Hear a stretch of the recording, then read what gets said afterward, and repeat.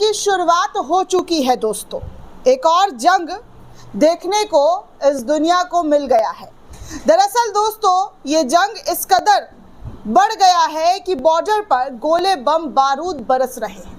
भयंकर रूप, विकराल रूप इस जंग में देखने सुनने को मिल रहा है। और ये जंग थाई और कंबोडिया के विवादित बॉर्डर पर शुरू हो गया है। दरअसल दोस्तों एक वीडियो सामने आई है जिसे न्यूज़ नेशन के पत्रकार के जरिए साझा किया गया और बताया गया कि जंग का एक और नया मोर्चा शुरू हो गया है।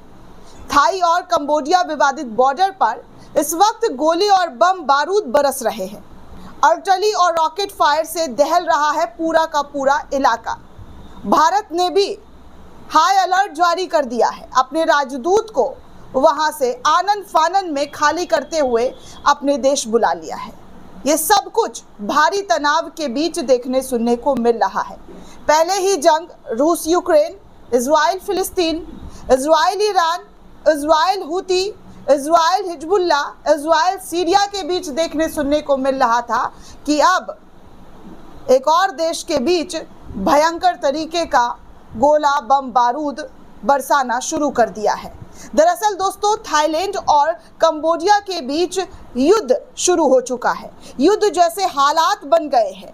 ये तब हुआ जब दोनों देशों के सैनिकों के बीच जमकर गोलीबारी शुरू हो गई। दोनों मुल्कों में मई के बाद से लगातार तनाव बढ़ रहा था, तनाव चरम पर था और अब तनाव इस कदर बढ़ गया है कि गोले बम बारूद बरसने बॉर्डर पर शुरू हो गए हैं।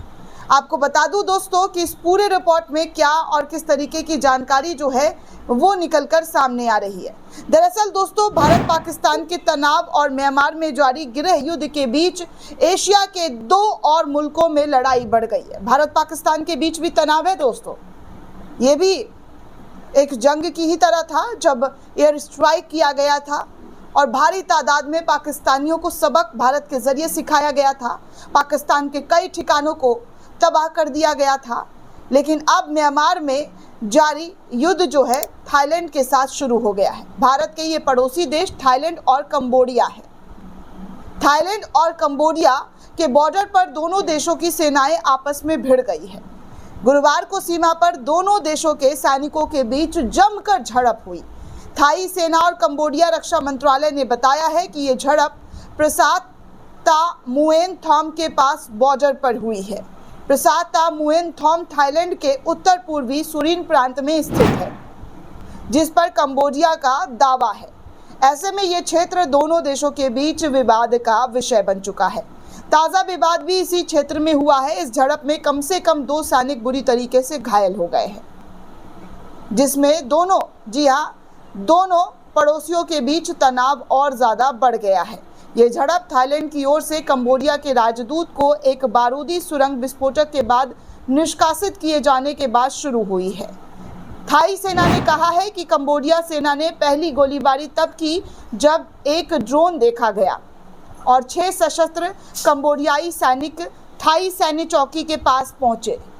इसके जवाब में कंबोडिया ने राजनयिक संबंधों का स्तर कम कर दिया और बैंकॉक से अपने राजनयिकों को वापस बुला लिया।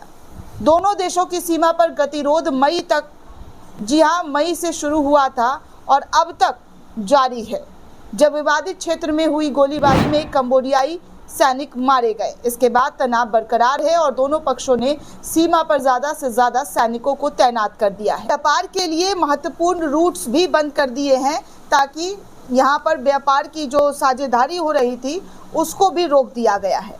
अब आप सोच सकते हैं कि कितनी बड़ी तादाद में थाईलैंड और कंबोडिया के बीच जंग शुरू हुआ है।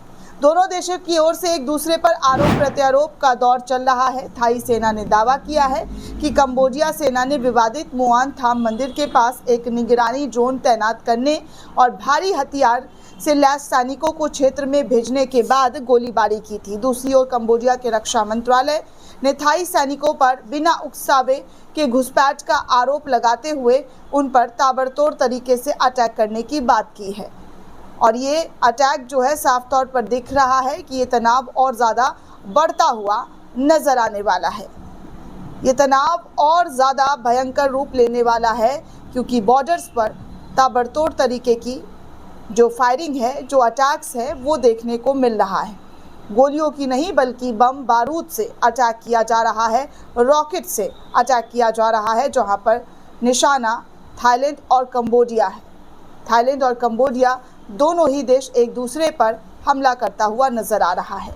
दोस्तों, इस पूरे रिपोर्ट को लेकर आप क्या सोचते हैं, आपकी क्या प्रतिक्रिया है, हमें कमेंट करके ज़रूर बताइएगा।